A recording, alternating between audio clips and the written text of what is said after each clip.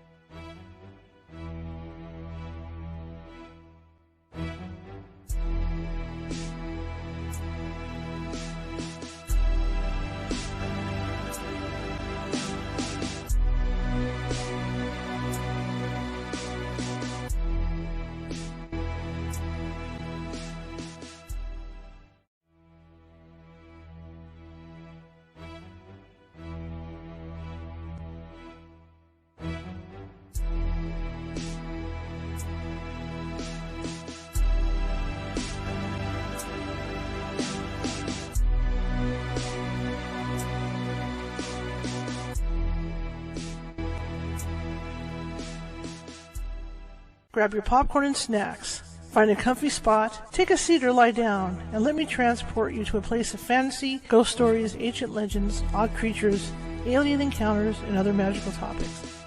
You may even decide to join the conversation. From faraway lands to your own backyard, with a small dash of pixie dust. Turn out the lights and open your minds. The journey is about to begin.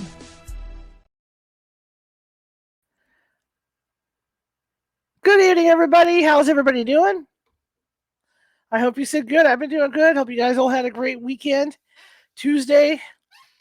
Well, we're like, 3 days to go till Friday? But it's fun. It's fun. My name is Charlotte. I'm going to be your host for the next hour. I'm also the owner of the California Haunts Paranormal Investigation Team based out of Sacramento, California. We are 45 strong up and down the state of California, which means if you have a paranormal need, I got to fix this. It's never shook like this before. I don't know what I did. If you have a my buttons and my thing's shaking. If you have a paranormal need, or you think you might have a paranormal need, we can get you. It might take us a couple days. California is a big state. A lot of people don't realize that.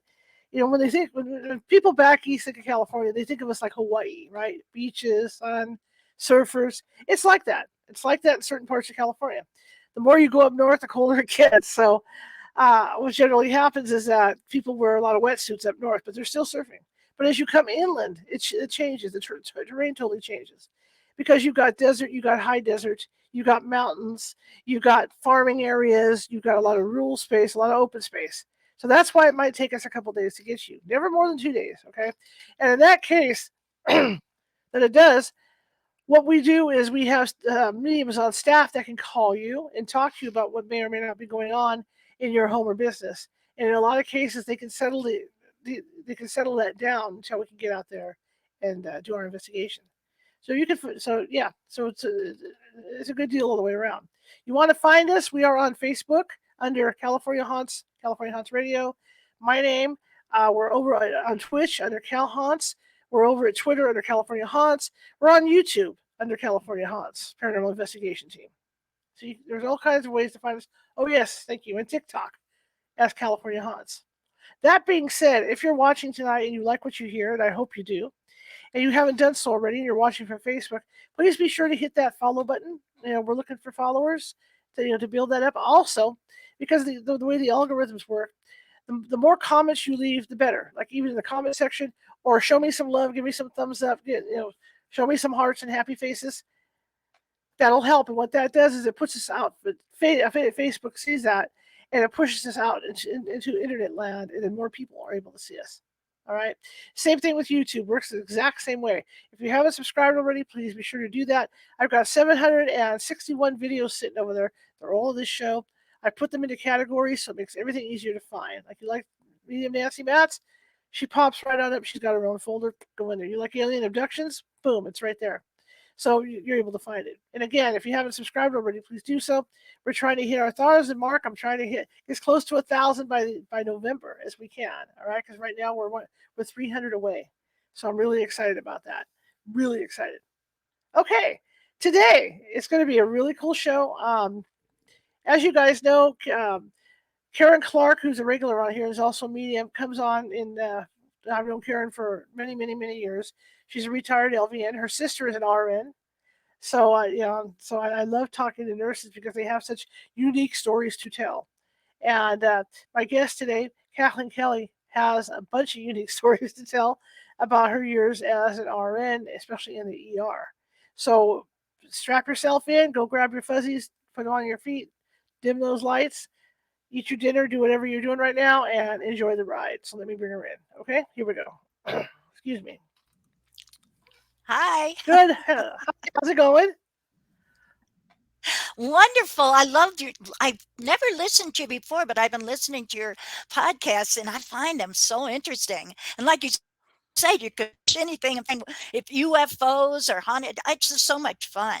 I never thought Oh as yeah. I'm an ERRN. I just never thought I could be on a show like this. I started realizing you talk to doctors and nurses, and I'm a medium, and we're all intuitive. But I see how it hits all different kind. It just was fun. You Uh should huh. give a lot of information to people of how to discover themselves and their own intuitive power. Huh? Sure. Sure. Sure. So tell me about you. Well, I have been an RN and an ER nurse for 1,000 years.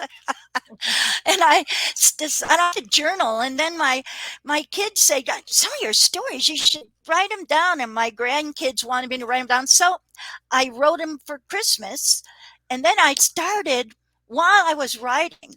The people in my stories, I felt them coming and telling me, tell a story right, give it it's and they tell me things and I remember things. Oh, thank you. That's my book, Voices of the ER.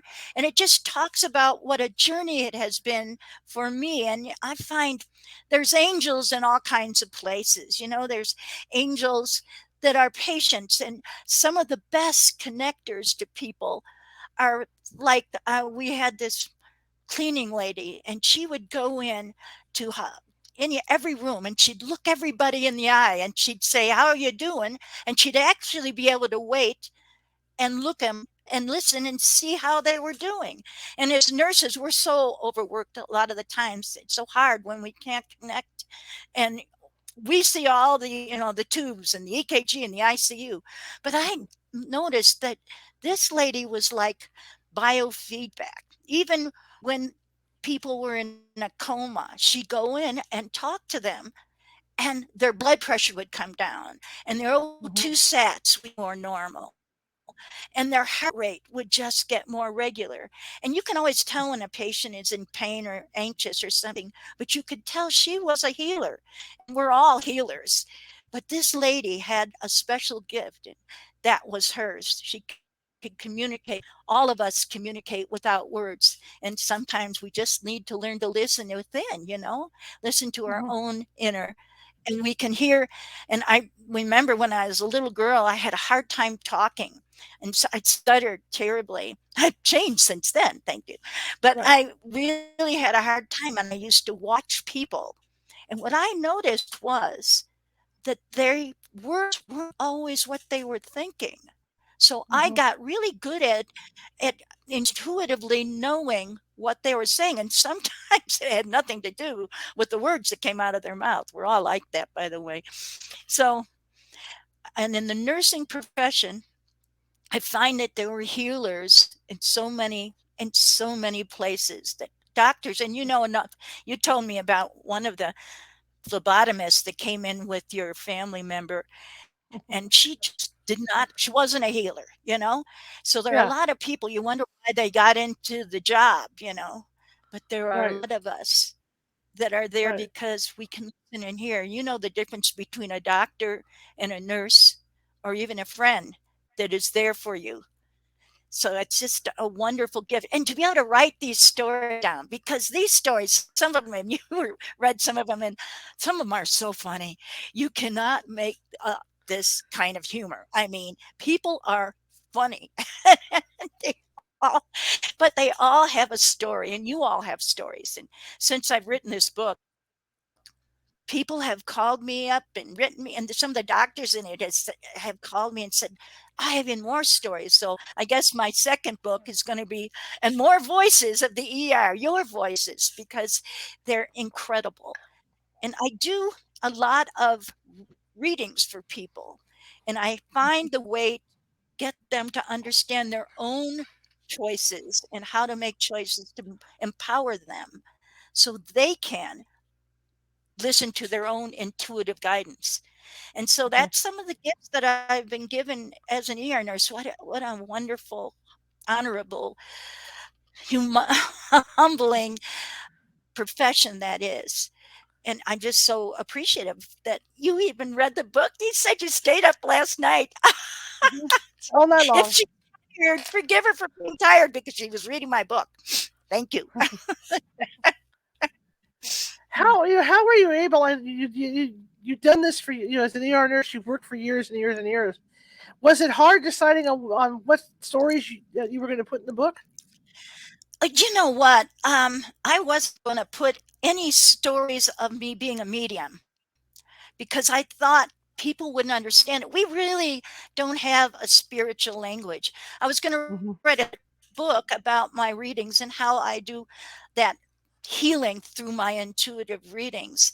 I Hmm. do archetypal readings, and I do things anyway. And my husband said, that's part of life. That's part of what you do. You come home and tell me the stories and your kid. But that is what makes it the whole wholeness of life. And that's what balances us out. We need to Mhm. laugh. We need to be able to cry. We need to be able to connect to each other.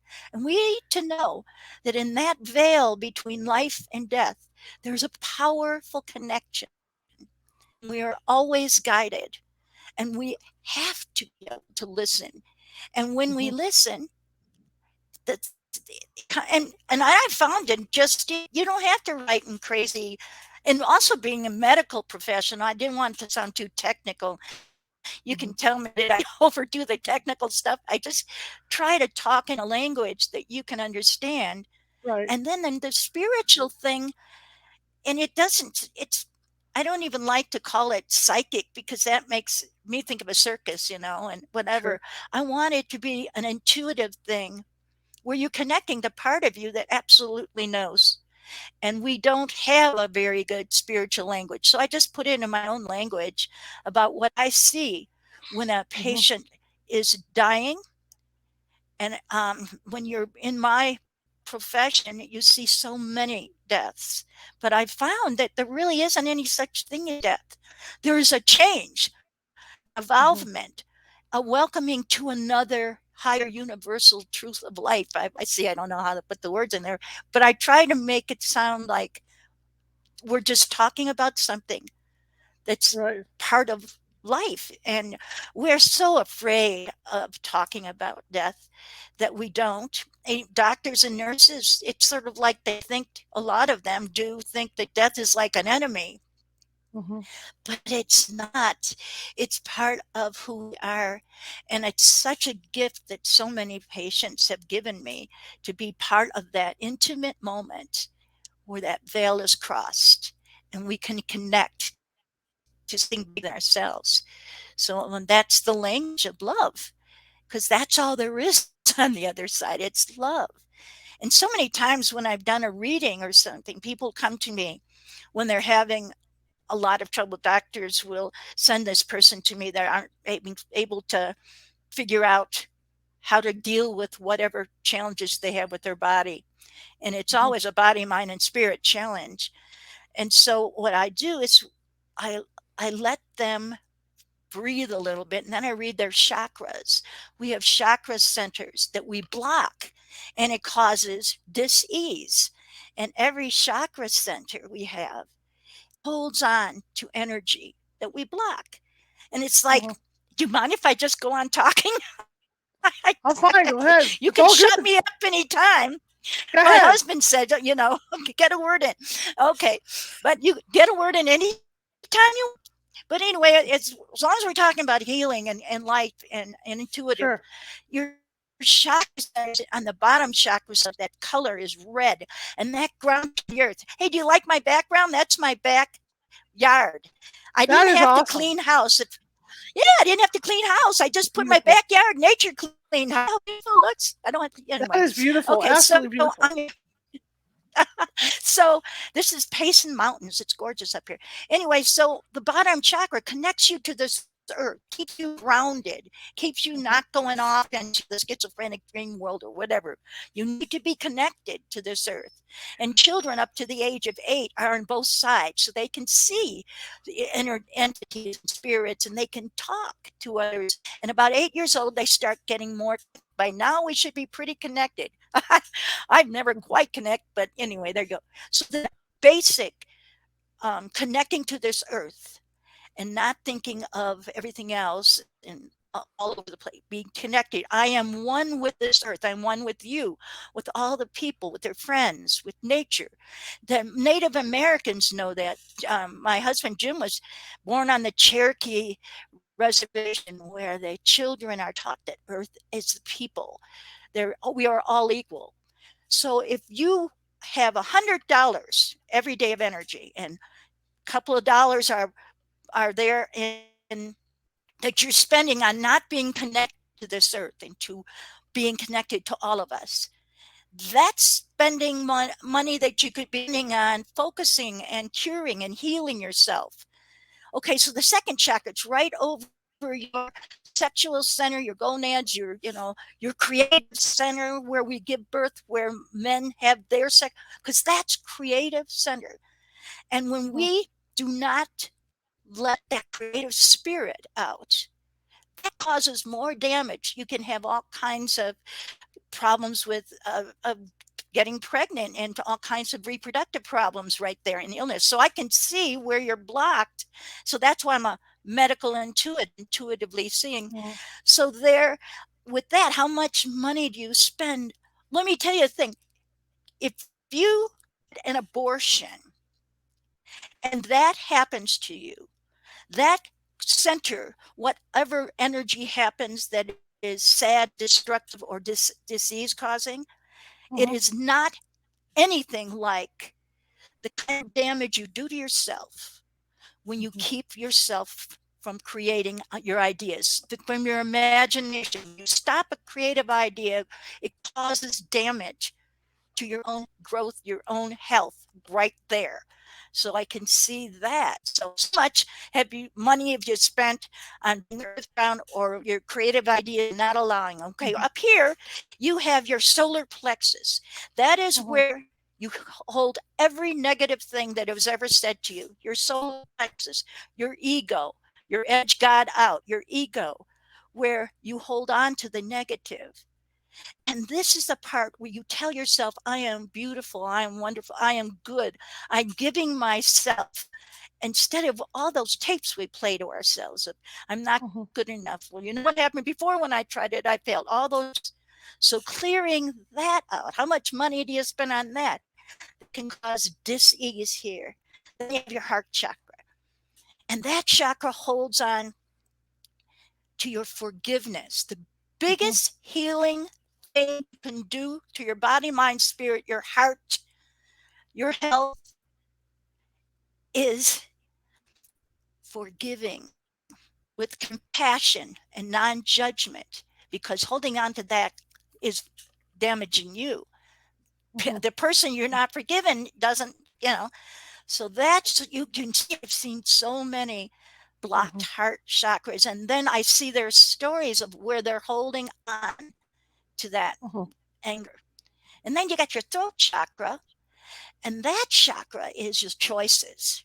The choices you make, and some of the choices, what you put in your body, the choices of what you think about, you hold in your mind, those choices of, and it's also your communication. And I ask people to have choices that reflect the wisdom of your own spirit. We all have that wisdom. So those choices can change into something that's good for you. And your communication, always communicate. Don't think before you talk, because you know once it comes out. So you can see how that chakra can cause a lot of things with your Mhm. with your throat. And well, and then you get up here in your brain, and oh, enjoy your brain. You have wonderful worlds there. You can do it, you do it all the time. You're getting to these wonderful worlds. And in your brain, if you could just understand that you are so guided and so beautiful, and you hold all of that, and you are intuitive, and you listen to that intuitive spirit. But it's also the thing that if you don't hold truth in it, because we know truth, and if truth doesn't reside in your brain and you allow only truth in it, it can Mhm. cause headaches and all kinds of stuff. And then here's your connection, the top chakra, that you connect with your guides, the spirit, what I call God, Mhm. and all that. So think about the money you spend on all these chakras by before you brush your teeth in the morning. So how are you Mhm. going to be focusing and be healthy?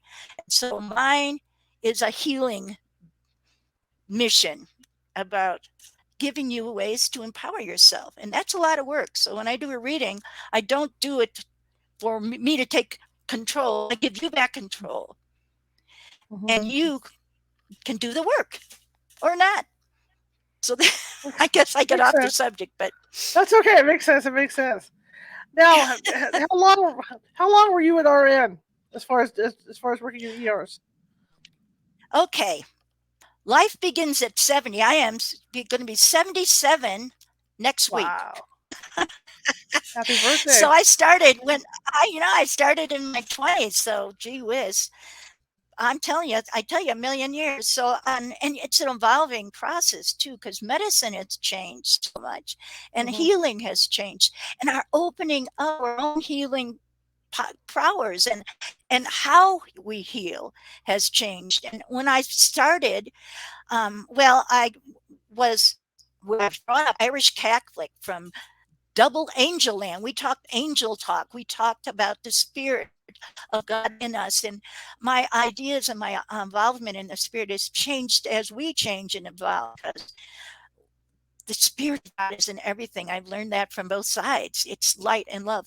But then I went into the convent, and I was telling you, I couldn't talk very well because I was always intuitive and kind of afraid to tell people, because the Catholic Church is starting to evolve.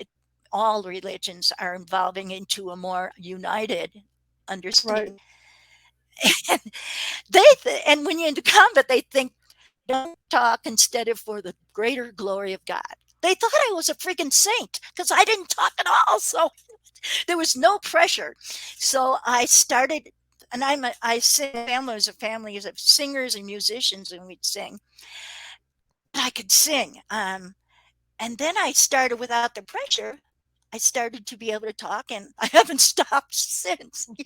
Good luck getting a word in. I'm telling you. Anyway, so then went out into the world, and it was like cultural shock in the world, because I'd been somebody's daughter and a big family. We had 9 kids in our family, big Irish Catholic family.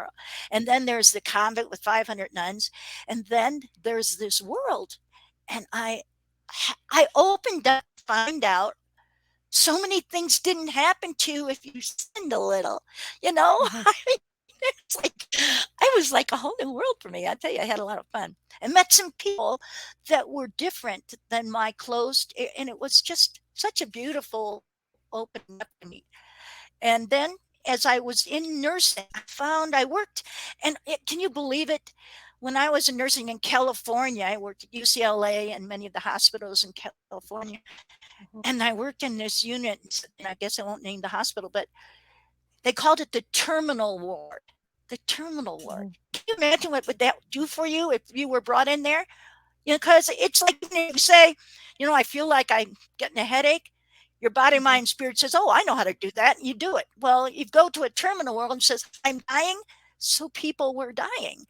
And when I was in with these people, I would I could see, and when I do readings, I can see kind of a lifespan. I can see where they are now and where they're going, and I can see how and the lifespan is not just the lifespan here. There's lifespans before we got born here that you can see, and then there's lifespans that they're going on to. So I can see a lot of things. And when they're not done with their purpose here, yeah, I can see that. But you should see how the lifespans changed and narrowed when they were in the terminal ward. And I was with a woman called Elizabeth. I was going to the Shante and Elias Center in California, Elizabeth Kubler-Ross. And what a wonderful woman. She's written many books on death and dying. And she had a center where she a doctor, and the patients after they died would come and bug her. And so she started connecting and a book about that. You should read her book on death and dying. It'll keep you up all night. It'll be great. That's And awesome. but I went and I talked to it is, and I was talking to her, and I said, "Elizabeth, I don't belong in this hospital. I don't feel healing. I feel a lot of the people aren't healing. The energy isn't healing. I don't even believe in some of the medicine I'm supposed to give or some of the treatments I'm supposed to do. I'd rather be there with them instead of doing all that." There's so much bureaucracy. There's so much money involved. See, my dog, he was just he's very sensitive. He's right with me on this one. So anyway, the furry angels, I tell you. And she said to me, and maybe it'll help a lot of you. She said, "Why do you not know that you're exactly where you're supposed to be? That's exactly the energy, the spirit. That's what they need. What you're doing, and you don't need to do it with words, because there's bigger powers all around you already doing that." And I carried that, and I thanked her for it, because she said, "I'm now in this my center where I've written a book and all this stuff. And now I get everybody around me that believes just like me. And there's Mhm. no challenge to that because they had her up on this pedestal. She's been on all TV shows and she was and being famous. I'm telling you what, and you're pretty famous, girlfriend. So watch out, be careful. Let yourself guided. Don't let your keep that natural part of you that knows that you're and that knows, right? Mhm. That you're doing exactly. Don't let anybody else and be around people that disagree with you, okay? Mhm. And fill your pockets with people that disagree with you because that's exactly where you're supposed to be. You don't Right. know how you open people's minds. So anyway, so I found that if I thought of it that way, if I gave myself that sense of what if she's right? What if every place you are is exactly where you're supposed to be? And what Mhm. if you miss out and you're not listening and you're Mhm. blocking those different chakras? And you'll find it Mhm. out because you'll get disease. Diabetes is that thing where you're not able to take in the sweetnesses of life. You're Mhm. not able, it's right here where your chakra is about your ego. And you're not able to be, it's like if I said, you know what, you are beautiful. Charlotte, you have this glow about you. And hopefully, the first thing you don't want to do or joke or say is, yeah, right, sure, yeah, okay, I'm beautiful. Well, what's beautiful? And we have to, and I tell all of you, this is my nursing advice for you. When somebody gives you a compliment, take a deep breath. Just go, take it in. Let it sink in because our first reaction, because we have to be, polite. Oh no, oh no. My mother was great at this. This is what she did. I love my good Irish mother. She's all right. You'd say something, Mom, oh, that was so good. You're such a good cook. She goes, No, I'm not. Am I? You know, you don't mean it. Do you? Am I a good cook? What do you like? She would milk a compliment and pull it all in. She had a gift for it. I could do it too, but I learned from. But that is something that'll keep you healthy, because diabetes is nothing to mess with. You know. Mhm. And Mhm. then anyway, am I talking too much? I know you're doing fine. I had a question though. As far as the, I'm not going to say adventures you had in the ER, but your experiences in the ER. What possesses a nurse? I mean, is that the crown thing that a nurse can do? Is work in the ER, or is it just something that like I was reading where some of these nurses and doctors are like in a rotation to work in an ER. I'll tell you what. The wonderful thing about nursing and probably life is there's geriatrics, there's pediatrics, there's Mhm. ICU, and if one of these doc no social skills, he was a surgeon. He didn't have to talk to anybody. You find the Mhm. place that you fit. Some people connect so beautifully with children.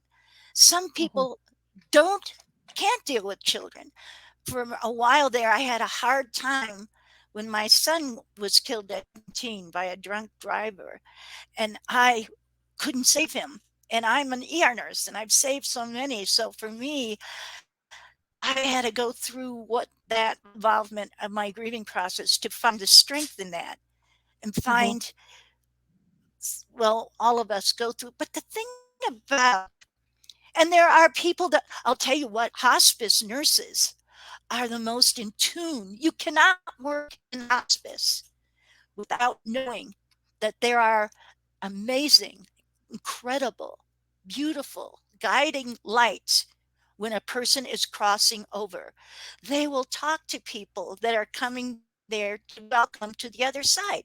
Just like babies, when you're born for the first 8 years of your life, the spirits on those other sides or guides or whatever you want to call them. And angels, by the way, aren't these fluffy little things. They are Mhm. powerful, what we would like gods like, incredibly loving. And anyway, I get off on subjects, but the first 8 years of your life, Mhm. you are getting away from that side. And then when you're on your way to the next stage of life, they come to welcome you. And people will talk about and they'll describe people sitting there. And as a medium, they can't see them, I will tell them. And the person that is there for them will tell me things that only they know so that they Mhm. will listen to them. And they always have a message, even when I do readings. People come to me for readings when they're going through a very critical in their life, in a Mhm. changing time in their life. And Mhm. that is when you are the most guided, not the most alone. You are the most Mhm. guided when you're going through these critical times. So, my darlings out there, listen to that guidance. So, when they come to me for a reading, I usually get in my dreams, and sometimes they bug me all day. I want you to tell my daughter this. I want you to, and tell her this and that. And they're saying, because she's coming now to listen to guidance, and I want her to hear this message. And it's really interesting because I believe that we are born in and go on to different lifetimes in groups. We stick together, and we all are born into different families that are the same families from the different lifetimes. So when we die, we pass the torch to our children of some of the lessons that we have learned, and we want to give them because they are going through things. And so many times that people would come and say, my daughter is coming to you because she's going through this. Well, she knows in our family we went through this, and now it's her time to evolve even further, to become even more enlightened, to take these challenges and turn them into opportunities of growth. And so when I do a reading, we are right there to talk to them and give them that they are guided, and we're also guided. We have so many beautiful, I'm sure your mom and dad are with you and you feel them, because Yeah. it's such a powerful sense. When I look at you, I feel them smiling through you, even so that you're passing the torch that they gave you to go on and take more risk than they were allowed to do. So it's amazing. It's so, but when hospice nurses and doctors cannot not believe that there's no such thing as death, because it's Mhm. a involvement of the spirit, and it's taking off the armor of this body. And another thing is, it's kind of fun if you have a problem or you have a person that you're having a problem with. I did this with my daughter. I said to Mhm. her when she had this, she said, "This teacher just doesn't understand me, and it's all her fault. The teacher just staring. It's not even by me." Anyway, she was all upset at the teacher, and she didn't think. And I said, "Okay, I'm going to tell you something. You're going to cheat. This is cheating." So so when you go to bed, what you do is you program your dreams, and you all can program your dreams. If you have a problem, you Mhm. program your dreams, and you will find. And my dad used to say, sleep on it. He'd wake up, and whether he could remember his dream or not, it was his awareness that he'd have. So I said, "Okay, what I want you to do is go to that higher universal place in your dream. Suggest yourself that you can do it in your dreams. And I want you to say, I'm going to take my guides, because we have powerful guides around us, not just the souls that have gone before us, but guides, powerful guides. I wanted you to say, I'm going to take my guides with me, and I want to talk to that teacher with her guides. And I want us Mhm. to have a higher evolved conversation about what it is I'm supposed to learn from her, and what if she's supposed to learn from me. And I'll tell Mhm. you what, she had a couple of days later, she came in, she said, "Mom, she's acting like she gets me, and I can't get mad at her because I kind of get her too, and somehow we're kind of becoming friends." And she did, but it's amazing. We have so many powers to make miracles out of problems.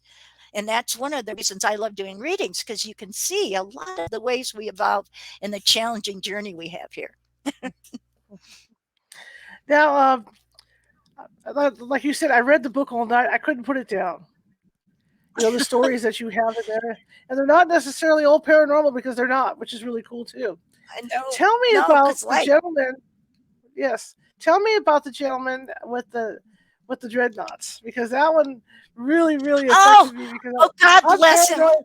Oh, I'm paranoid about those ah, kind of creatures anyway. And oh, you tell think everybody about that I'm one. not? Oh, God. Okay, so I worked in UCL in the big city medicines. Country medicine is a whole nother world. And I was up in this, you're here, a small hospital up in the forest, and these are country people, and we don't have a whole lot of resources up here. So each other, we're all the neighbors, friends are all there for you. It's just wonderful. So okay, now every year, I guess, these people that I don't know exact, there's a bunch of people that are natures, and they have a for thousands of people from all over. They find a place in nature to come together and commune and to celebrate and to sing and to do all that for their whatever their I don't know what they're I do know, but I'm not going to this group of people that Right, right. come. So they decided to come to our country's forest place. And I'm telling you what, it was like we were invaded because they brought, uh, we had to put up a mass unit up in the forest, and we have this little ER. And so you get burns, you get drug overdoses, you get all kinds of problems with all kinds of things. But one of the things was they're out in the forest. And when you're out in the forest, there's no place, a lot of places to take a shower and clean. And so they could come with, little visitors on their body. So we had a mass unit. This time I was triage nurse, which means I was sitting out in front, decide, who's into right away as an emergency and who needs treatment and how we can. We set up showers and we set up a matched unit showers there because they needed to wash, and we did a real good job. We had towels and we got little gowns for them to put on so that when they're sitting next to other patients they wouldn't, that they Right. were clean, and also for us too, to protect all of us. So this guy came to the mash unit, and this is out in front. It was a beautiful day, so it's kind of fun to be outside instead of in the air. And this guy came up to a paramedic and he said, "I want to see a doctor right now. I need to see a doctor right now." And here's this guy, and he was a beautiful picture of whatever he was trying to express. Dreadlocks that went up like a mountain up here. I mean, it was like I couldn't even big dreadlocks, and they went on all the way to his waist, and he had like snakeskin and beads. This is Navajo, by the way. Don't you love it? A Navajo friend of mine made this Hello. for me. But he had like beads and things and decorations and stuff you too fierce to mention all over him, and hang it, and he had an aroma about him that was unique to him too. And it was like his clothes, I mean, were, I'm sure they were great from 50 years ago and he never changed them. I don't know. But anyhow, um, the paramedics there said, there's the shower. Before you see a doctor, you have to, take a shower. And he goes, started arguing. So I came up and tried to help. I said, well, it's, for you got soap here. We're going all, I haven't bathed in 24 years. I haven't bathed. I stepped back and I'm thinking, how interesting. But he said that it's my spiritual involvement. I am the flowing springs, and his name was something like goddess, the god of the flowing springs. In any way, anyhow, he had one of those really creative names, Rainbow something. And so I said, okay, Rainbow Queen Swing, I'll discuss it. So I called Phil, who is an ER doctor friend of mine, and he's still a great friend of mine and very intuitive himself. So I called him. I said, Doc, you got to talk to him. He won't take a shower. So Phil goes, yeah, we really care about you. And he said, no, I'm not going to take a shower. And he said, well, you know, you're in the shower. I cannot diagnose you. I have to be able to check you out, and I can't check you out like this. And he was like really upset, and the paramedic goes, "Well, no ticky, no washy. We're trying to be real nice." Finally, he was so upset. To take, that doesn't work for my 3-year-olds when I would tell them, take a shower, it's against my religion. Good luck, So anyway, so we get him all, and he got washed and everything, and I get him into the exam room, and he's sitting there and he's going, I got these terrible headaches, it's awful headaches and all. And he's sitting there and everything. And so I take the temperature and all. He looks pretty good. Everything looks in his neural circ checks were good. So he didn't look like a brain damage or anything like that. And so Phil comes in and he checks him and he says, well, he couldn't even get a foot close to his scalp to check it, And he said, I'm really sorry, but we're going to have to shave your hair. That was his connection with spiritual knowledge and greatness. Well, he went on to tell me why this hair was symbolic to him, and he could sue me for religious prejudice and all of that stuff. And so Phil just said, okay, well then I guess can't treat you. Good luck to you, and if you change your mind, And then he just got really upset and he just kind of screamed. And I just thought, oh my God, this guy's in pain. I said, I know it's like amputating a limb, but you look like you're in a lot of pain, and we really do want to help you. And the poor guy was so upset, and so he said, okay. So, and this is exactly what new EMS guy trainees need to do. So I found Gary, who was a brand new one. I said, I want you to help me shave someone's head. And he says, well, I learned that when I was 13, no problem. So he walks in and he goes, you can't be serious. You get one of those looks because it was amazing. So anyway, it was interesting. And so we got him laying down on the gurney, and Gary got this big bag that had radiation bag that would kept all this contamination bag, put it under his head, and it was back and held it there. And I had the shape, the razor and the soap, and I'm going like this and going like this. And then I started seeing these sores, all these sores, and I'm thinking, well, that's it. He's got all these sores. And I'm going like this, and then things started squirming in there. And it was like, oh, and then the EMS guy's like, oh, he's trying to act because he's new.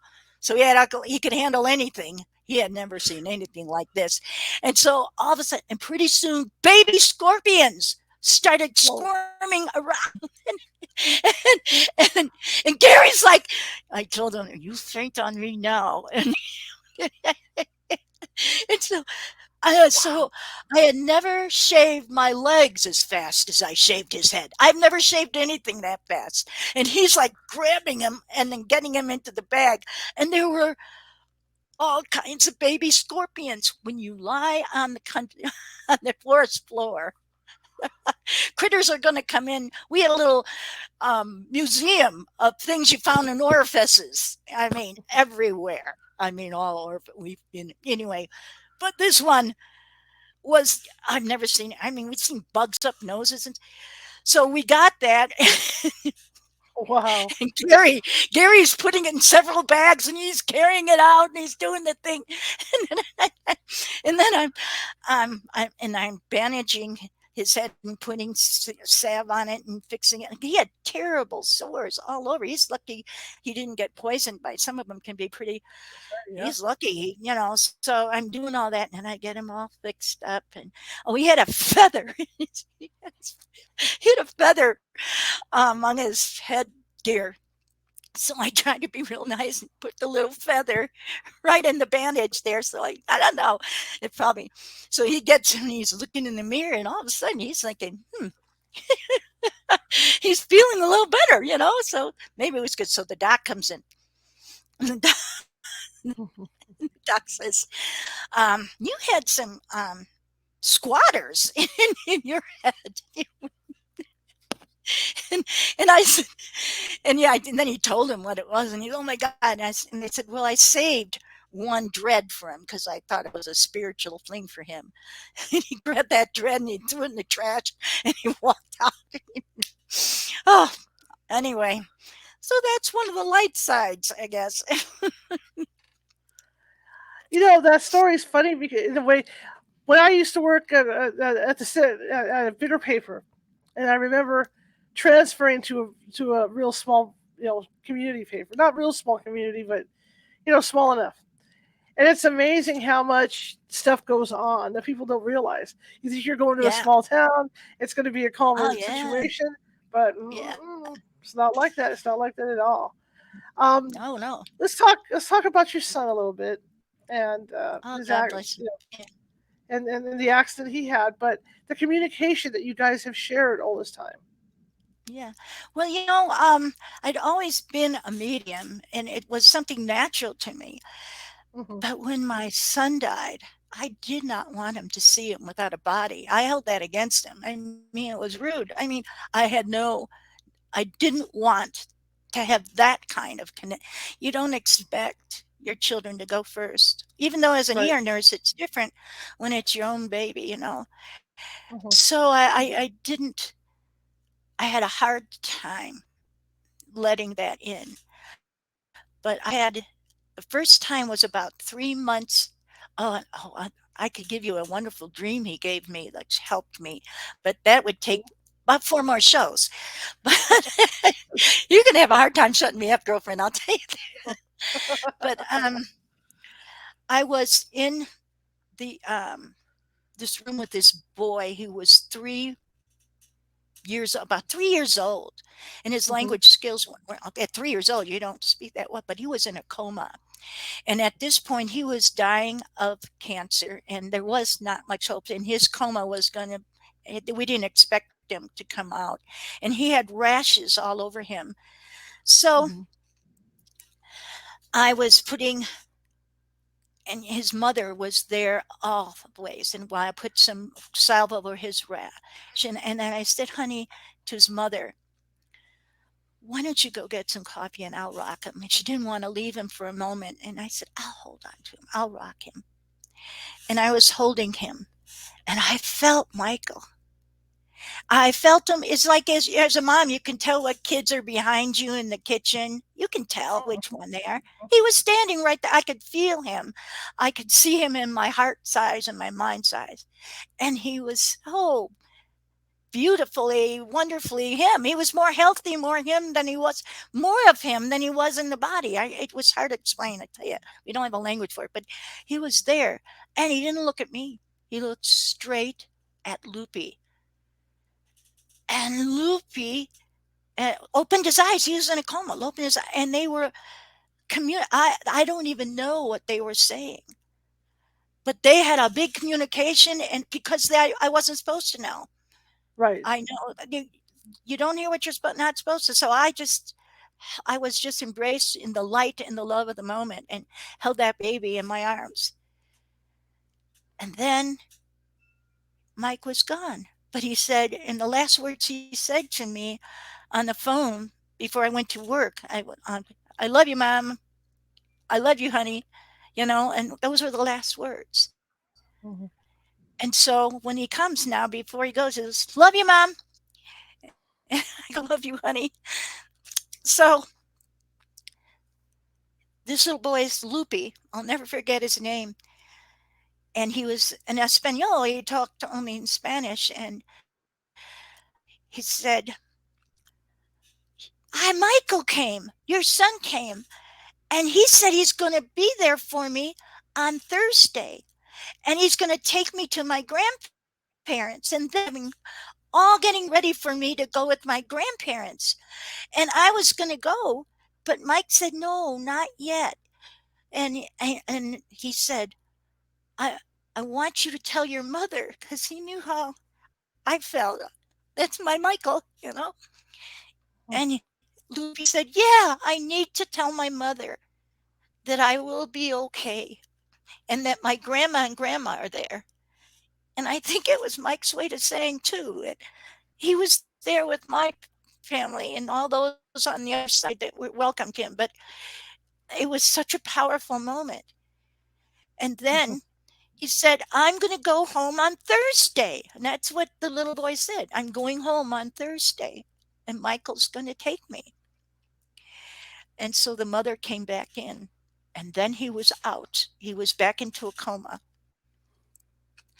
And there's something about a mother's heart communicating to a mother's heart. The words just, it's, you communicate so much more than the words. You just, so I told her about my son.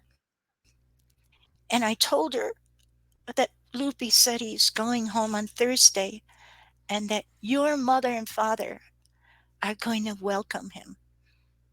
And it just gave us both such a sense of peace. And it just Mhm. sort of made sense beyond this world about losing a child. That doesn't make sense. There's no way that makes sense. Right. Right. And on Thursday, little Loopy went home. Just one of those. Wow. And it's Wow. interesting. Then after that, when there was parents that had lost a child or a Mhm. child that lost his parents, I was in a grocery store and I saw a little 2-year old girl hanging on to a mother and father, but I knew that wasn't a bodied girl because Michael was standing right next to him. So when Mhm. he brings parents and children to me so that they can connect and know what he wanted me to know. And Mhm. so I didn't know these people and I went up to them. And that's another thing I could go on at, but I am so protected. I don't talk and say things that my guides don't say. This is not for you to say, or this is. They put a light around me. So whenever I go to do a reading or someone comes up to me, they have been prepared by their own guides unconsciously, or they see a movie or read a book or hear a song or something that says, this is okay to listen Mhm. to me. That communication is so far beyond me.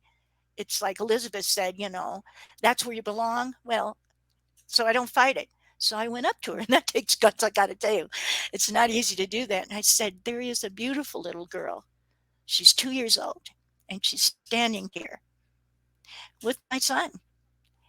And Mhm. she wants you to know that she loves you and that you did everything you could. And there was nothing more, and all the things that she was telling me to tell them, and that she is safe and that Michael is with him. And but mostly she wanted, they all have different messages, but what she wanted them to know is they were not fault. And there's nothing like guilt of parents. You feel guilty if your kid cuts their finger, you know? Mhm. You can think Mhm. of 5 million ways you could have kept that from happening. Well, the two of them just held each other. And I Mhm. described the little girl. She was so gorgeous. I'm also an artist. I did some painting of kids. Anyway, that's another thing. But anyway, they said, they told me what had happened and that they had felt it. They just, if they'd only done this and that, maybe they should have done. And if they only took the doctor's advice or they didn't. And the little girl, while they were saying this, kept telling me, tell them that this was exactly what I came here to do. We all have a contract. I came here for this, and you came here to teach me that this is my time. There's a bigger contract going on than we know when we come into this lifetime. We probably forget it for a reason so we can connect to this earth.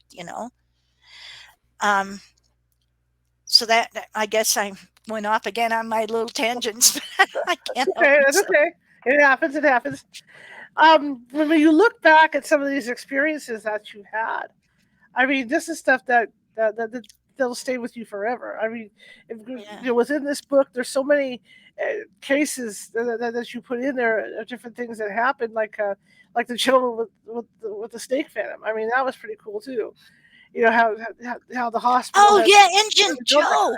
Yes. Oh man, what an incredible guy he was. He was um he lived way out in oh gosh, way out in the country on a reservation, and he connected snakes, and his grandfather and his great grandfather and the tribe taught them how to connect get snake venom. And snake venom, especially up here in the country and in Arizona, is it's a miracle. And you have to know what kind of snake it is that you can get the venom to do what's the word? I forgot. Here's a nurse. Anti venom to cure the people with snake bites. So he would collect these things. He'd put them into a jar and then somehow collect the snake venom. Don't do this at home. Oh my God, I can't imagine. That would be not my career that I'd choose in any lifetime. God, just don't let that happen to me. And I'm going to go. But anyway, so he did that. But about once a year, he would get bitten by a snake. Now he had immune system for snakes that it usually didn't bother him, but he would know when he was going to go into anaphylactic shock with that snake bite. So he Mhm. would come about once a year, but we knew because he drove in by himself. A lot of people in the country don't use 911. They don't have phones, some of them. They get here, you know. So we knew we had, but I was new at this country hospital up here. I was a city girl. And so they knew that when he came, he was going to be probably right before he went into anaphylactic shock. So, and he was about 300, 400 pounds, 6 foot something. So they take two gurneys and stick them together and tie them together and get ready for him to fall over on the thing. And it took several guys. So here I am, neat little country girl that from the city. I've just been working in the country for. So I see in the ER doors, they're glass doors on the entrance doors, this big, giant Indian with Mhm. a snake that must have been 100,000 feet long. To me, it was the biggest snake in his hand. And he's walking in with this snake and he's looking at him going, I didn't see the guy, I saw the snake. And I usually don't lose my cool much. You know, and as an ER nurse, it takes a lot to shock us. I mean, I Mhm. usually use my sense of humor. But that was it. I went, snake, and I was like in shock. I'm going, and so the guys came running out and they saw Injun Joe, and it was like they didn't say anything. They just went, got two gurneys, hooked them up, and a thing, and I'm like, and I want the paramedics went and grabbed the snake, and I'm on to ER nurse. I'm right on him, and we're doing that and intubating, doing all this stuff. And he came seconds before. He had guides, he had angels watching out for him. So we went and we got that, and we rushed him off to the ICU. He was in a coma, but he always seems to come through. I don't know, but he should because he makes snake Beckham. So good for him. Okay, so I go outside the trauma room and here's these guys standing around and they're talking and I look out on the glass doors out there and on the pavement is this snake. This snake all curled up, staring at me with his snaky eyes. And I know they can smell fear. And so everybody is like real calm around me going, well, well, that's Injun Joe's snake. He's probably waiting for him to come back out. And I'm going, he's not allowed to be human. And I was so scared. So Jerry, this wonderful paramedic kid, I'll save you. So he goes running out there and he's starting to run and he grabs the snake by the neck and he's swinging and he's fighting and he's swinging around and he slams it down and he's going and I thought, my hero, you know. And about a week before, I had gone on the ambulance ride to elk versus truck thing. Mhm. And on the way, I was trying to be really funny. And I said, so I forgot. The truck driver ran into elk, and that's pretty serious. I said, I forget. What's the CPR for elk? Do you put in the nostrils? You blow in the nostrils? And how do you do? So that was Jerry. He just said, no, you know, he turned on the siren to shut me up. Okay, so this is Jerry out there. And he says, Kathleen, look up in the ER thing. Where is CPR for snakes? So then I realized the snake that Joe would kill the snake before he brought him in. Anyway, That's you good. know, That's cool. I was thinking about only writing about the fun things and stuff and the different and not combining with the spiritual end of it. I don't even like Right, the word right. spirit, but I thought that's what our lives are like. Why not just put it all in there? So so you're going to laugh and cry if you write my book, and sometimes laughter through the tears, as Dolly Parton says, is the best kind of laughter. I just find it interesting because you had this, this long career doing this, and you've got so many stories, Hmm. including the stories with your son, with your son helping you in, literally helping you in the ER with the patients that come in. Yeah, And it's an interesting read because, like you say, it's not all about the paranormal or anything like that yeah. because you throw in other stuff in there, and that's what keeps the book really, really fun to read. And I'm thinking about nobody realizes what ER nurses do. I mean, what their function is really. I mean, you go to Kaiser, there's an intake nurse, and it's like, well, gee, they're not going to pick me. I'm not sick enough. But how, when you have to evaluate a patient, how long? There has to be a set time for you as the intake person to figure out what needs to be done. Do they need to go to the back right away, or do they need to wait in the waiting room? What's that process like? Well, triage is a pretty serious thing, and all of us nurses in the ER switch into triage too Mm-hmm. because we want to have experience with all kinds of, but triage, and it helps to, and we all nurses are very intuitive. You can kind of Mm-hmm. tell.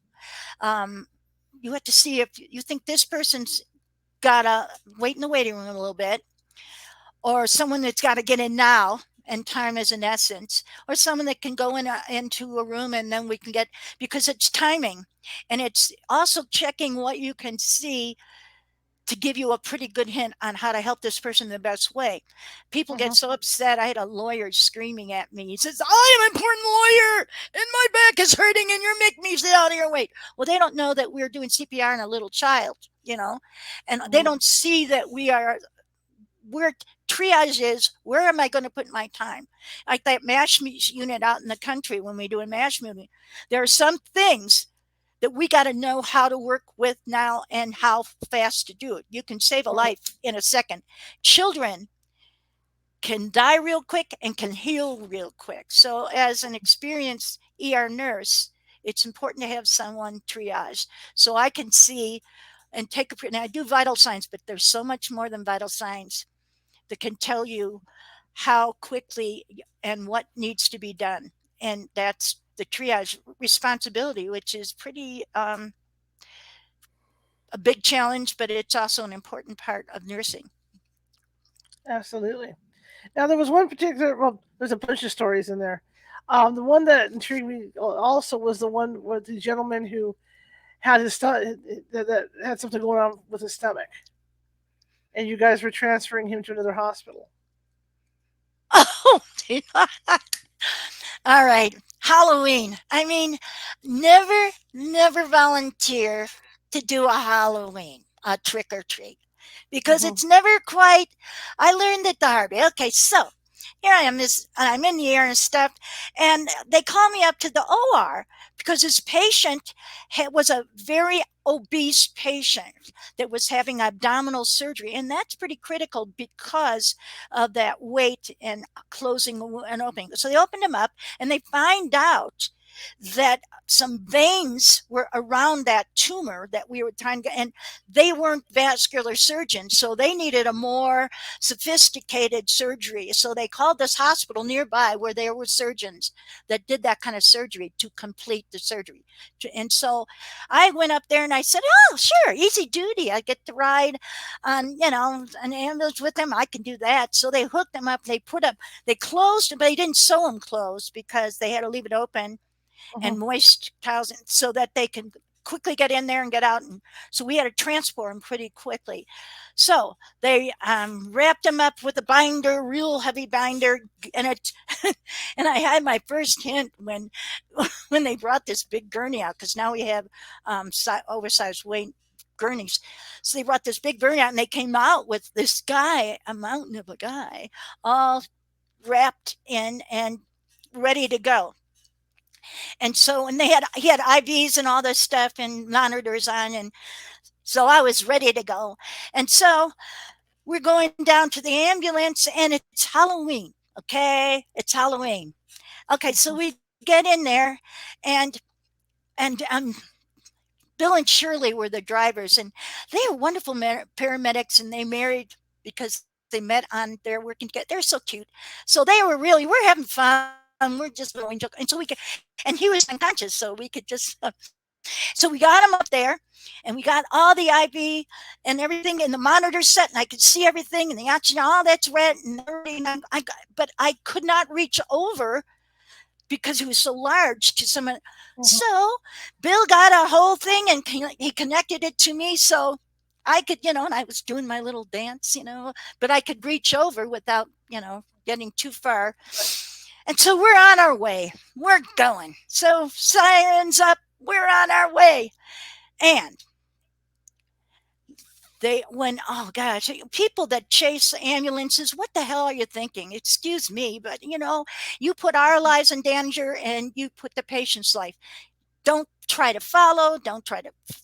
Well, I could hear Bill say, that guy's going to run the red light. He's going to run the red light. Holy, come on. And so it was like so quick, but then it was like in slow motion. The ambulance went sideways and then tipped over. And I'm in the ambulance, and this big man and his gurney came on top of me. And I am inside, and all of a sudden there was complete silence after all the noise of a crash, and then it's complete silence, and this man is on top of me. And so now I have to clean shit off my excuse me, off my face, and I have to and then I had to reach over and see if he was breathing, and he was breathing, and things got disconnected, but he had a heart rate and he was breathing. That's all. And then I heard this, oh, this sound, and his surgical wound, opened up. Oh, I hope you guys haven't had dinner yet. Anyway, it started all coming smushing down on to me, and all of his groceries in there and things too fierce to mention, and guts started coming out onto me. And so I'm just doing everything I can. And then I hear Bill come over the gurney up there going, we can't go on meeting like this. I mean, that guy going, well, ah. And so Shirley comes inside and tries to take my blood pressure. I said, get that. We need to get this guy.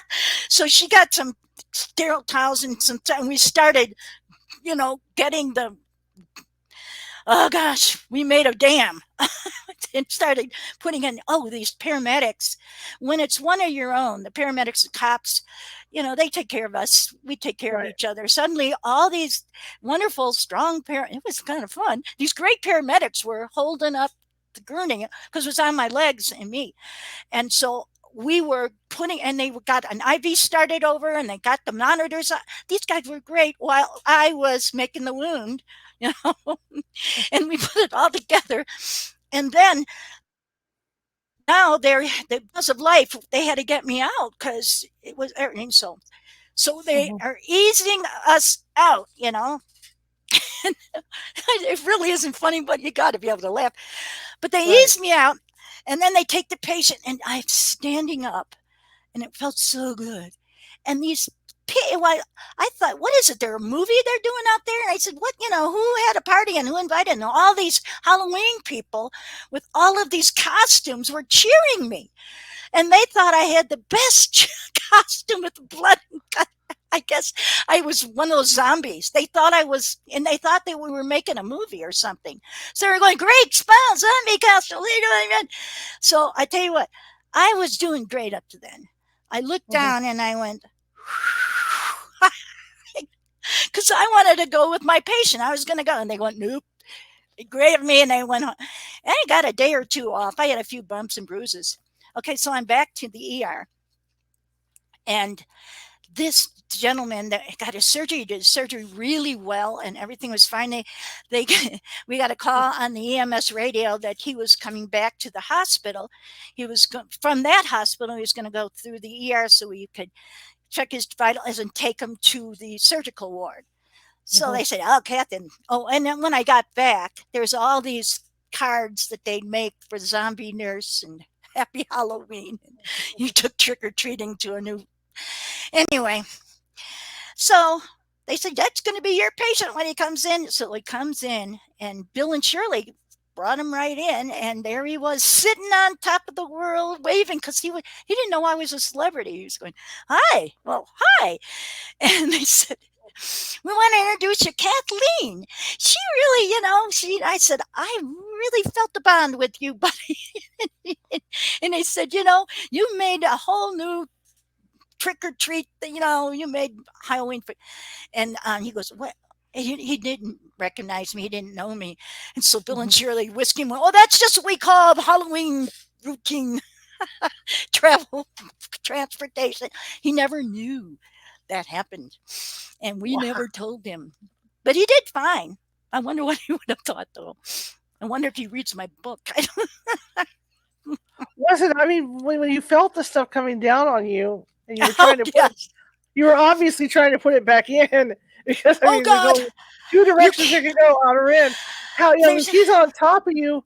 How did that? I mean, I understand they had, she had towels and stuff, but I mean, you had to obviously shove it back up in there somehow and keep it up there until you can and you throw know it over what? that. And you have to think too sterile, whatever. So Right, right. and you can't just grab because you can cause more problems than you solve. And Mm-hmm. I wasn't going to go through all the, but I get some sterile, water poured over my hands, get gloves. And you have to put gloves on in a way that doesn't touch anything. So I'll tell Mm-hmm. you, I learned some tricks, but after being in the, as an ER nurse for you, and you learn so many tricks, but in Mm-hmm. seconds I got my gloves on, I cleaned off, and then we got towels, sterile towels. We rinsed him off with the sterile sodium because it's the same pH as his blood and his guts, Right, and we right. moved it all as we put it in place. Those crossword puzzle, little puzzle. We got it all in there because we knew where things pretty much belong. We figured, well, the surgeons better know how to do it. So we got it all in, and there weren't. They had cut off any cauterized any bleeders, so there was Mm-hmm. some bleeding, but it wasn't anything like I thought it would be. I Mm-hmm. just because I thought he could bleed to death, and it could have been so serious. There were so many other Right. things, but he had angels watching out for him. I'm telling you what, if he was, that could have been the last for him. So and we didn't tell him because we didn't want him to know all that. But I just told him that you are some pretty great angels watching out for you, buddy. Anyway, It's yeah, and it it's was just tricky. well, it's just amazing to me because of what happened, and then they were able to get him out because they obviously had to lift him out because he's kind of. I mean, when you Oh, it said was, he was, yeah. yeah, to have to You lift know, him out without bursting again. one of the things about paramedics that I am so impressed with, because in the ER we get them pretty cleaned up from the street, and they Hmm. see mangle, they become incredible at getting that, and they somehow got me on a board, Hmm. and they stabilized us. I was pretty busy taking care of my patient and do but they somehow it took about 4 or 5, probably more men to get, and women are, we're strong, babe. I'm a strongest. You'll never meet anybody quite like me. My anyway, but you get muscles where you didn't think you needed them. But anyway, Hmm. so they got me out very carefully and safely with all of his equipment, and I just get so impressed when we see patients in the ER that they've taken out of mangled cars and how Hmm. they've kept them alive, stabilized them, and packaged them and gotten them in. That's a whole. I just can't tell you how impressed I am with some of the people I've worked with. And maybe that's one of the reasons I included everything in my book, not just what I see as supernatural, which to me is pretty Right, damn natural, but you need to know all the things that go into life because it's your life too. You can't right. just say there's the good stuff and the bad stuff. And I wanted people to get a peek into nursing because it's been a rough time for us as people with families, with feelings. And maybe we Hmm. don't have time all the time to give you that, but I'm hoping in my book I gave you a piece of how we feel about you and how grateful we are for how you're there for us. It's just a really amazing network of love and light that goes around what we do. And I'm so grateful. Absolutely. Yeah. Absolutely. Let's end on the Lady in the Lake story, because that was really a cool story. And there's reports like that a lot. In fact, one of the ones that always interested me was up here in Placerville, along Highway 50, is the woman who drove off the road and died, and her baby. I think she had two kids or one kid in the car with her. And there's this late at night. There's this driver coming down that little stretch of highway because they didn't know she had gone off the road, and they saw her standing there naked on the side of the road, waving at people. Oh, And so the oh, guy, one of the drivers, called 911, and they went down there and they found her body in there with, I think it was her kid, but the kid was alive, but she had taken care of her kid, but with no clothes, had gone up to the side of the road, was trying to wave down drivers. oh my gosh. There You are know, so many stories and we all have them. And just with us talking, people that are listening are hearing their own stories and be not afraid to share them because a lot of times we don't share because we don't realize that that is what life is. So if you don't mind, I'll mm-hmm. just read it to you. Sure. Pretty lady, pretty lady of the lake. People who have survived life threatening situations sometimes come back with near death experiences to share. Adults have a difficult time expressing their thoughts on the subject. Medical professionals don't always take NDE seriously. It's easier to explain it away scientifically, concluding that it's about mind altering drugs or a lack of oxygen to the brain. Children, on the other hand, haven't unlearned to talk spirit. They believe everyone else sees things the way they do. Besides, for most kids, the truth is not that complicated. By 9 a.m. on a memorable summer morning, we had already topped our quota of fishhook removals, treated a nasty spider bite, and splintered a fractured arm for a kid who thought it would be fun to launch himself from a swing and fly into a tree. The EMS radio went off. EMT Julia, CPR in progress, 12-year-old girl found submerged in the lake. A man pulled her out and started CPR en route, ETA 5 minutes. Parents not on scene, police notified them. The ambulance arrived with CPR in progress. It didn't look good. Her EKG flatlined, no spontaneous breaths. They shocked her heart 3 times en route to the ER. The doc decided to try one more time before calling it. Mm-hmm. A nurse dialed up the defibrillator. Clear. We stepped back. The little girl's body jerked like a rag doll. All gazes glued to the monitor. There was a blip, another blip, followed by another. Just like that, the EKG monitor showed normal sinus rhythm. In minutes, she opened her eyes, fought the ventilator, and tugged at the tubes. She coughed when we removed the breathing tube. But, after a few deep breaths, she did just fine. Normal movement of all extremities, skin color improved, vital signs stabilized, no apparent brain damage. Hallelujah, miracles happen. Kids can go downhill fast, but they can also recoup just as quickly. I put a towel around the little girl's long raven hair and wrapped her in warm blankets. Her luminous blue eyes, confused and frightened, peeked out at all the commotion around her. I bent close. Hi there, my name's Kathleen. You're in the hospital. Can you tell me your name? She sunk down in the blankets and in a small voice murmured, Casey, I want my mom. Your mom and dad are on their way. I'm going to take care of you until they get here. I adjusted the IV. Do you remember what happened, Casey? The child closed her eyes, seeming to gather her thoughts together. My sister and I went to the lake to try out my new beach ball. She slid the pillow. She slid the pillow from under her head and hugged it. I swam out a little and the ball slipped out of my hands. It blew away. I wiped tears from her cheeks and waited.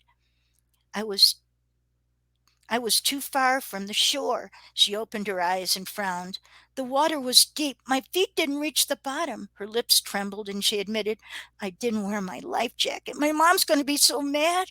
Your mom will be happy you're okay. You came very close to drowning.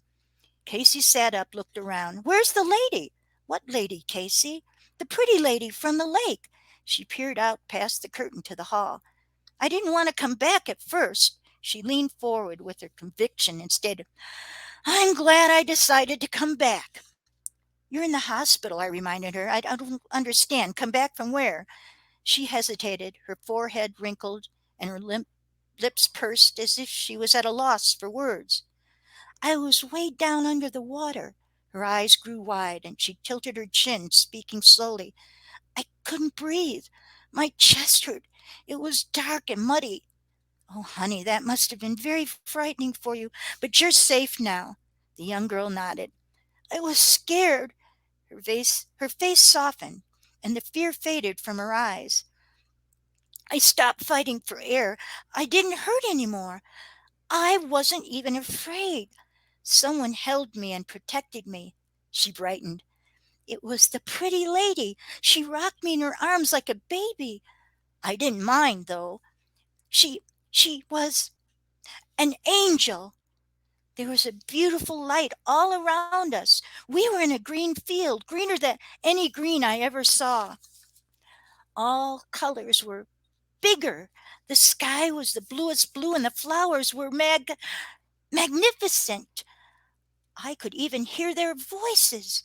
Did you know flowers make their own music? If you heard them, you'd never want to pick them. I told the angel lady that I didn't want to go back. I wanted to stay there with her.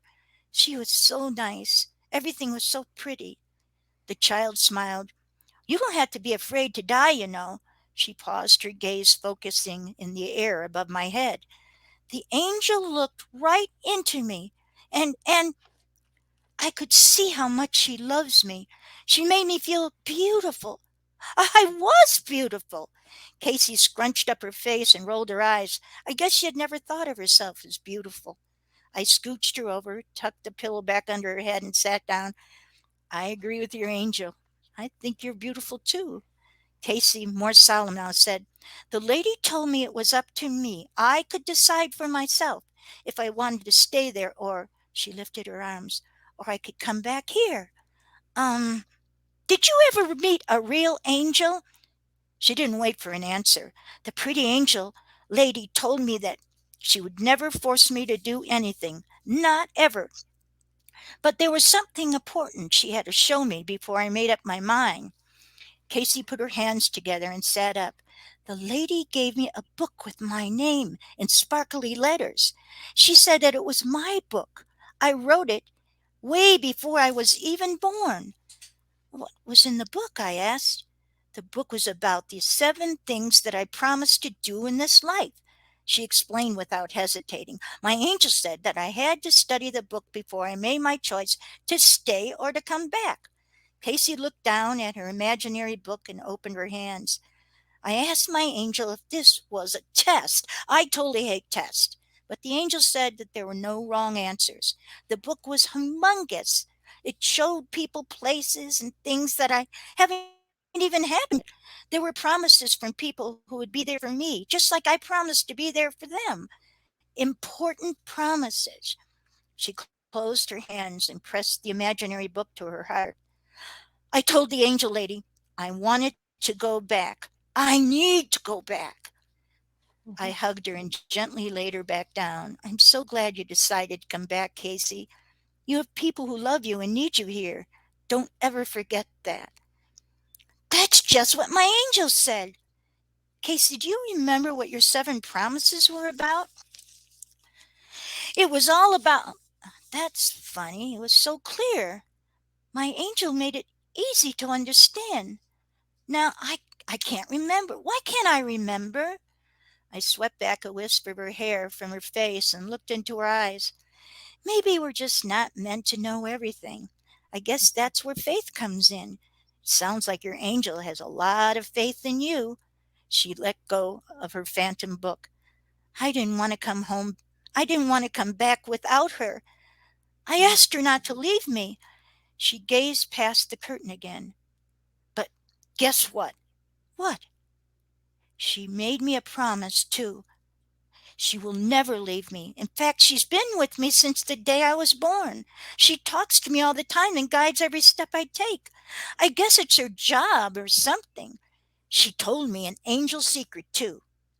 It's about the choices, the choice to do the right thing no matter what. It feels good, doesn't it? Casey smiled. Well, it makes your angel feel good too. When we think we came up with the answers all by ourselves, it means our angels are doing their job right. And she laughed. Like like right now. Right now, I asked. Casey gave me a quizzical look. I guess she thought all adults should already know about these things. Beaming with pride, she announced, I kept my first promise. I chose to come back. Exhausted, she lay back on the pillow, gave up the struggle to keep her eyes open, and fell into a peaceful sleep. I tucked her blanket snug and whispered, Thanks, pretty lady of the lake. Job well done. Wow. Fantastic stories. Guys, you got to get this book. You have to read it. It's just so much in here that it's so great. I want to thank you for coming on today. I really appreciate it. And I we'll sure have to enjoyed you. we'll have to get you back on sometime. Oh, I'll be here. All right. Thank you Terrific. for all you do. I really appreciate how you bring out things that people don't know how to talk about, and you've given Right. us a language. There you go. There you go. How can people find you? Well, I have a website. My grandson helped me do it. I'm not great at this computer stuff, but my website is that, that HTTPS and then dot and then slash slash. Then it's KathleenGraceKelly.com. Mm-hmm. And it's about my book, and it tells you if you want a reading, and it tells you a few things. I'm also a stained glass artist, just throwing that out there. So you can get on my website and tell me your stories, because I really find that it's a universal language when you talk about your own true stories. Absolutely. Well, thank you again for coming on. I really appreciate it. And like I said, we'll get you back on, somewhere down the line. Thank you. All right. Thank you. Have a great one. All right. Yeah, you guys have to read this book. It's terrific. Like I said, I couldn't put it down once I got going with it. So it's well worth the read. Tomorrow, Reagan Forst is going to be with us. He's going to be talking about life between lives, and that'll be at the usual time, 6:30 p.m. Pacific. So I'm looking forward to talking with him. He was on about a couple of years ago, and fascinating. Anyway, I'm going to give you her contact information and the book title and all that before we end. But again, if you like what you heard tonight, please be sure to hit that like button and the smiley faces and all that stuff. And again, if you're watching from Facebook, please be sure to follow if you haven't done so already. And if you're watching from YouTube, please be sure to subscribe. Alrighty then, here's the information, and we're going to close it off. Here we go. Website, KathleenGraceKelly.com.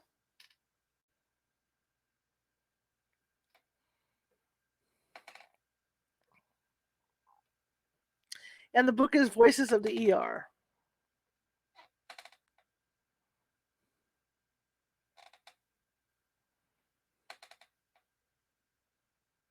And of course, you can get that at Amazon and all the other book retailers as well.